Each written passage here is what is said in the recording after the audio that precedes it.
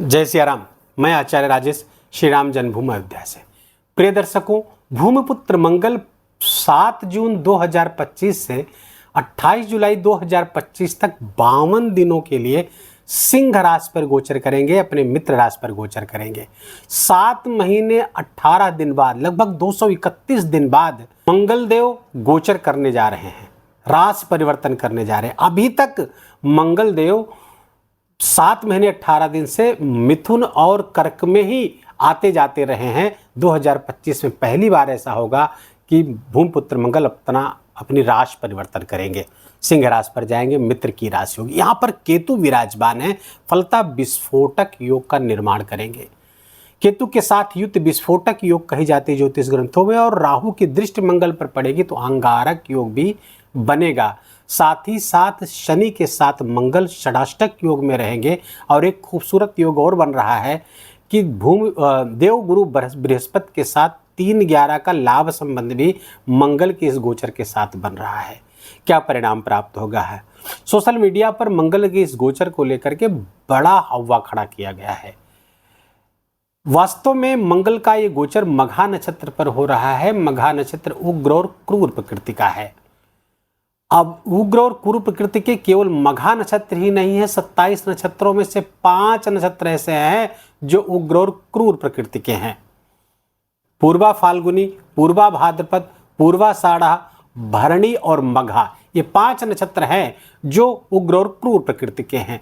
इन पर जब मंगल या केतु का गोचर होता है तो ऑपरेशन, रक्त संबंधी विकार, हथियारों की भारी मात्रा में खरीद फरोख्त और भारी मात्रा में उनका प्रयोग, प्राकृतिक आपदा, ज्वालामुखी विस्फोट, भूकंप आदि की घटनाएं, हत्या, बलात्कार, आगजनी और विष से संबंधित, पॉइजन से संबंधित और विषैले जीवों से संबंधित घटनाएं आपको देखने को मिलती हैं।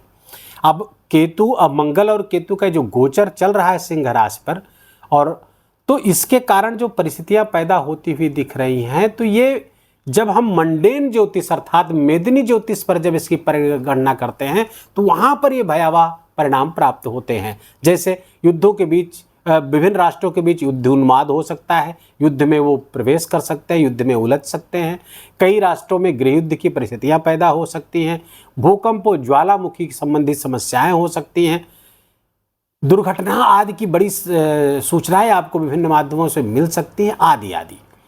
लेकिन व्यक्तिगत स्तर, निजी जीवन स्तर पर इसका परिणाम भयावह नहीं प्राप्त होता है, नगण्य प्राप्त होता, बहुत मिनिमाइज होकर के मिलता है। कुंभ राशि के जातकों को मंगल के इस गोचर का क्या परिणाम प्राप्त होगा, और आइए पूरे तथ्य और तर्क के साथ इसको समझते हैं। हवाई बातें नहीं, ज्योतिष जैसा कहता है उसी दृष्टि से हम आइए देखते हैं और समझते हैं। कुंभ राशि के जातकों के लिए भूमिपुत्र मंगल आपके तृतीय स्थान और कर्म स्थान अर्थात दशम स्थान के स्वामी होकर के सप्तम स्थान पर गोचर करेंगे। यहां पर सिंह राशि है, मित्र की राशि पर है, सूर्य और मंगल की मित्रता है। और यही नहीं, सूर्य को देखेंगे कहां गोचर कर रहे हैं। सूर्य 15 जून तक यहाँ रहेंगे, 15 जून से 16 जुलाई यहाँ रहेंगे, 16 जुलाई के बाद यहाँ गोचर करेंगे। इन 52 दिनों में मंगल सूर्य के राशि पर गोचर करेंगे और सूर्य इन्हीं 3 राशियों में गोचर करेंगे। फलता ये यहाँ भी मित्र हो गए तो तात्कालिक मित्र भी हो गए, और ऐसे नेचुरल फ्रेंड है ही, नैसर्गिक मित्र है। तो जो कंपोजिट रिलेशनशिप की गणना करके निकाली जाती है तो ये आधे मित्र हो जाएंगे, एक्सट्रीम फ्रेंड हो जाएंगे। तो फलतः मंगल यहाँ बहुत प्रसन्न अवस्था में है, और जब प्रसन्न अवस्था में है तो यहाँ से और यहाँ से संबंधित लाभ को बढ़ाएंगे। वहाँ पर कोई भी एडवर्स इफेक्ट नहीं प्राप्त होगा, कोई नकारात्मक परिणाम नहीं प्राप्त होगा, एक गारंटी है। ये शास्त्रीय बताते हैं, ये मैं नहीं कह रहा हूँ, शास्त्र ही ऐसा बता रहे हैं। अब यहाँ की चीजें लेकर के जब यहाँ आ रहे हैं, पहली बात समझिए, कर्म कहाँ पे फोकस हो रहा है? कर्म की चीजें, आपका कर्म, आपका ऑफिस, आपका कैरियर कहाँ आ रहा है? सप्तम अर्थात दशम से दशम आ रहा है। अब यहाँ प्रसन्न है तो कैरियर में श्रेष्ठता, कैरियर में ऊंचाई, प्रमोशन का लाभ आदि बढ़ता हुआ दिख रहा है। अब मंगल है तो अधिकारवादी प्रवृत्ति के साथ ऐसा कर रहे हैं तो जबरदस्त लाभ होता हुआ दिखेगा। जीवन साथी के कैरियर में भी उन्नति होती हुई दिख रही है, उनको भी इसका प्रोग्रेस मिल रहा है। व्यापार आदि में भी जबरदस्त सफलता प्राप्त हो रही है, नए व्यापार की संभावना बढ़ रही है। सरकार के साथ जुड़ करके कोई व्यापार व्यवसाय अगर आप करते हैं तो उसमें भी जबरदस्त सफलता प्राप्त होती हुई दिख रही है, न केवल आपको बल्कि आपके जीवन साथी को भी। मंगल चूंकि सप्तम स्थान पर जब गोचर करता है, वहां पर दृष्टि करता है, तो परिणाम थोड़ा सा गृहस्थ जीवन में बुरे आने लगते हैं। लेकिन यहां पर चूंकि मंगल प्रसन्न अवस्था में है तो जीवन साथी के साथ संबंध बेहतर बनते हुए दिख रहे हैं, कहीं कोई एडवर्स इफेक्ट नहीं प्राप्त होगा, बशर्ते कि आपकी कुंडली में किसी बुरे ग्रहों की दशा आदि न चल रही हो, तो बिल्कुल अच्छे परिणाम यहाँ पर प्राप्त होते हुए आपको दिखेंगे। 52 दिनों में बड़ी बड़ी घटनाएं, बहुत अच्छी अच्छी घटनाएं आपके लिए आएंगी करियर से संबंधित। चूंकि तृतीय भाव की भी चीजों को लेकर के हार है तो पराक्रम पुरुषार्थ को बढ़ाएंगे।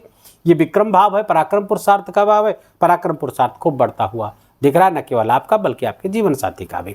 व्यापार व्यवसाय भी अपने पराक्रम पुरुषार्थ से आप बहुत सजाएंगे। छोटे भाई बहनों के लिए भी बहुत अच्छा गोचर है ये, क्योंकि यहां से पंचम गोचर होगा, यहां से पंचम स्थान पर होगा, तो एबिलिटी, उनकी योग्यता, उनकी क्षमता छोटे भाई बहनों की बढ़ने वाली है, उससे विशेष लाभ होता हुआ आपको दिख रहा है। आपके साथ संबंध अच्छा होगा। अब आते हैं दृष्टियों पे। मंगल की 3 दृष्टियां हैं, 4, 7 और 8। तो पहली दृष्टि मंगल की, चौथी दृष्टि कहां पड़ रही है? पहली और चौथी दृष्टि आपके 10वें स्थान पर। यहां पर इनकी स्वयं की राशि है वृश्चिक राशि, फलतः मंगल की दृष्टि यहाँ और अच्छा करेगी, क्योंकि यहाँ के स्वामी भी हैं और यहाँ बैठ करके अधिमित्र की राशि से इसको देखेंगे तो करियर में जबरदस्त सफलता, श्रेष्ठता, नौकरी प्राप्ति, नौकरी में प्रमोशन आदि की संभावना बनती हुई दिख रही है। कोई बड़ा प्रोजेक्ट, आप कॉन्ट्रैक्टर वगैरह हैं, कॉन्ट्रैक्ट के बेसिस पे काम करते हैं, सरकार से जुड़ के काम करते हैं, जबरदस्त सफलता, जबरदस्त प्रोजेक्ट आपको प्राप्त होता हुआ दिख रहा है। तो करियर यहाँ पर बहुत अच्छा है, बॉस भी प्रसन्न रहेंगे, बॉस की अनुकूलता प्राप्त होती हुई दिख रही है। मंगल की 7वीं दृष्टि कहाँ पड़ रही है? आपके राशि पर पड़ रही है और ये शत्रु दृष्टि है। इससे थोड़ा सावधान रहना, आपका एंगर बढ़ेगा, क्रोध बढ़ेगा, आवेश आवेग बढ़ेगा, थोड़ा सा वहां पर ध्यान रखने की आवश्यकता। लेकिन चिंता करने की जरूरत यहाँ भी नहीं है। क्यों?